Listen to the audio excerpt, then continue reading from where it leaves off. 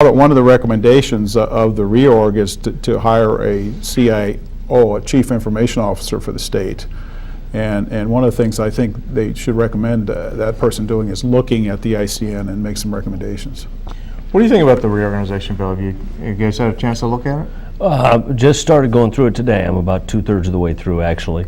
I think there's some good stuff in there. So there's some things I don't understand, and probably some things I don't like. But it's a move in the right direction. Even though it's a 256, 259 page bill, it doesn't appear to me that it doesn't have it's clearly short of the $200 million that the senator mentioned. I think right now the number is in the next fiscal year something more like $29 million is what it saves the state. So that's a obviously big difference. I hear those two numbers. How can they both be bandied about? Which two numbers? 200 million versus 29 million? Well, I mean, that's a huge gap, and we'll go through that. And what I have talked with, my counterparts in the House, and I know that the ranking member, Representative Doug Strike from Council Bluffs, is working hard with Representative Mary Masher from Iowa City.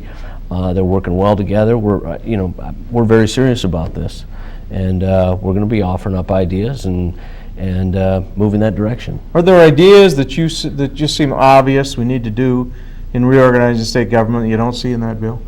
Let me finish going through it because I haven't gotten through it all the way. I will say this back to your earlier question.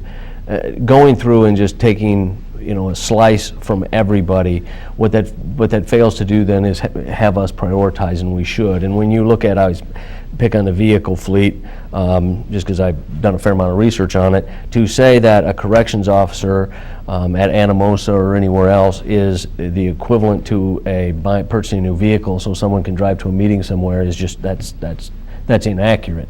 I mean, clearly public safety is a higher priority. That correction officer and making sure he's there to do his job or her job is a higher priority. And so that's part of our job. What isn't a priority? I mean, this is my problem with it. Whenever you see these cuts, we get all these newspaper articles that are basically fireman first principles, if you know what I mean. Oh, how are we going to do without this service? The Chief Justice is there complaining the courts are going downhill. And I personally know that it's harder to get a court date than it used to be. What's not a priority, though? Well, I mean, I just gave you one example. Making sure that we have the newest vehicle fleet in the state is not a priority. It's at least not a priority for me. We need to have safe vehicles for employees to drive around in, but they don't need to be the best looking vehicles going down a road.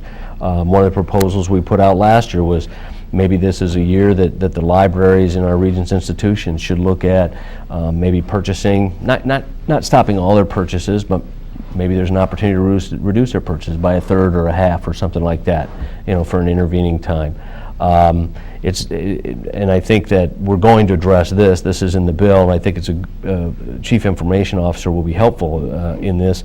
I think the number's 28. I mean, it's ridiculous that we have 28 different email / information systems in the state of Iowa. I mean, those are lower priorities. And Senator Dvorsky, do you have a response to? I mean, we can't.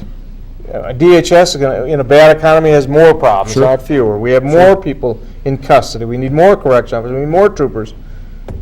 What's not a priority? What is it? Where can we make cutbacks? Well, I think the priority should be the efficient operation of state government. And so we look at all these departments and see if they can operate more efficiently. I think that's what we're sort of looking at. And then if there are some departments or programs that really there isn't at this time necessary, then maybe we'd look at those, trimming those back or cutting those. Are you at all suggesting, or would you propose, more taxes, more fees to make up part of this budget in the short term? I don't think there's any interest in doing any additional taxes this year. The governor has said that he's certainly not interested in that, and I don't think you'll see a lot of things there. There may be some fee increases or whatever, especially if you look at the courts. There's still some opportunities, I think, there to look at some fines and things like that, because the courts really have taken some tough hits the last couple of years.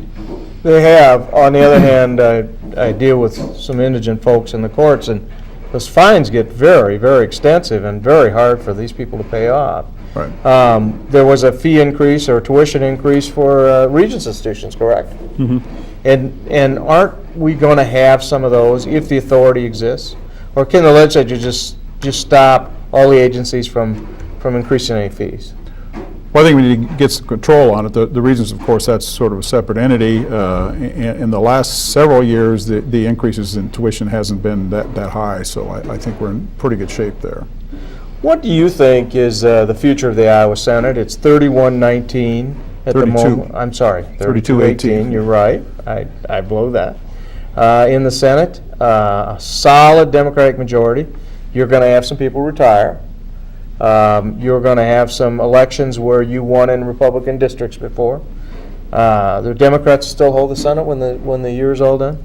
I think we will. Retirements, we only have one person retiring. Unfortunately, he's a really great senator, Senator Roger Stewart, and I think we have a good candidate for that seat. But I think all our people running, and I'm up, by the way, in 2010, all the people running, I think are going to work really hard, and I think we'll come back the majority in the Iowa Senate. That is part of why you win, isn't it? That you work the election hard. We work People who hard. forget to work don't win We anymore. work hard and we work together. And let me ask you a different question. What about the governor's race? There are people who already are ready to inaugurate Governor Branstad to a fifth term. Do you think it's going to be a close race? Is that like President Dewey? I really think that's way too early to look at that. Obviously, the Governor Culver isn't doing the best right now, but it's a long ways till November, and former Governor Branstad has a tough primary coming up, as I understand it. Yeah, a lot of money difference, so he has a big lead in money now. Not over Culver, but over his primary opponents. So you think it's too early to really talk about the governor's race? You think the economy is the chief problem for the governor? Sure, the economy, that's the problem for governors across the United States, whether Democrat or Republican, because somehow they view whoever's in charge, that's their burden. Your longtime friend Christopher Rance running for governor? Yes, he Is is. it too early to say Branstad's going to be the nominee? It's too early for me to say it. How do you think the final race, the general election race, ratchets up? What do you think? Well, look, I mean, I have a lot of frustrations and some disagreements with Governor Culver, but one thing that I know for sure is he is a great campaigner. And anybody that's looking past this race, I don't think understands what's coming on. It's going to be a very competitive race for governor, but I think Republicans are well positioned, and I'm hoping we pick that up, and I'm hopeful, and I think there's a great opportunity for us to switch control in the Iowa House of Representatives as well. I wanted to ask you that. When you come back here next year, you're going to be the speaker? Well, I'm not ready to say that, but time will tell. All 100 seats are up. Everything's in play. And what's the difference in number now? 44 Republicans, 56 Democrats. So you have to pick up a few seats. 7 seats. Yeah. And that's been done before. And are there some Democrats running in real Republican districts?